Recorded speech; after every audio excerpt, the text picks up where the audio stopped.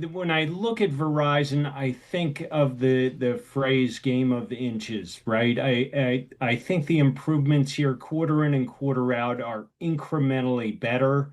They're edging towards that acquisition of Frontier, which is really going to change the game for them. But in the meantime, they put a lot of changes in place in terms of their go-to-market strategy, how they're combating promotions coming from T-Mobile and AT&T.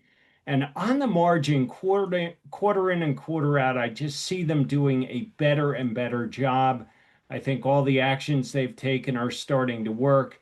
And so taking the long view here, I really think Verizon is improving just quarter in and quarter out. And this was another quarter where you could look at it in isolation and say, it was a solid quarter, a little bit mixed on some of the metrics, but I think on balance, better than last quarter and last year. John, what's kind of the positioning of Verizon in the marketplace? Like, I've been a longtime Verizon wireless customer since the beginning of cellular service, actually. And I guess I was initially drawn to it because I thought they had the best network, so quality. Is that still the case? Because it seems like, I don't know, T-Mobile's gotten a lot better in quality and AT&T, I don't know. Yeah, Paul, you bring up a good point. I think there's a question mark out there as to whether Verizon still has the best network versus T-Mobile and AT&T. But I think they have a slight edge there in terms of coverage. And it's interesting. A lot of people ask me about wireless, who has the best network, who should I choose? And the one thing that people are always asked about is how's their coverage? I think coverage is very important to people. And I think when you think on that metric, in terms of that metric, Verizon delivers the bars on your smartphone probably more than T-Mobile and AT&T. In terms of download speeds, though, I suspect that T-Mobile probably is gaining the edge here. Now, what about prices? Did Verizon increase their prices? If so, did that help?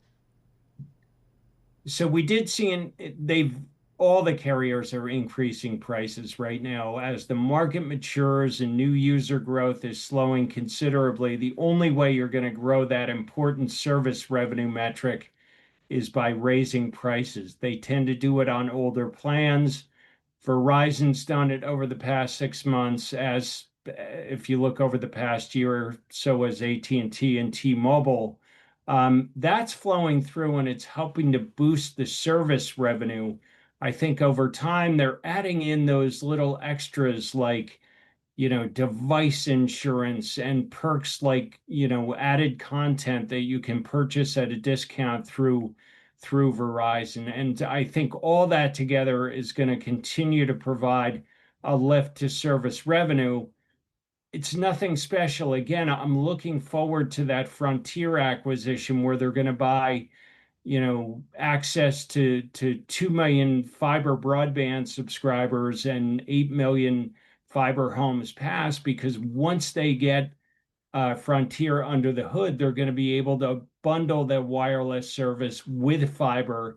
And I think that's going to help to really drive renewed subscriber growth.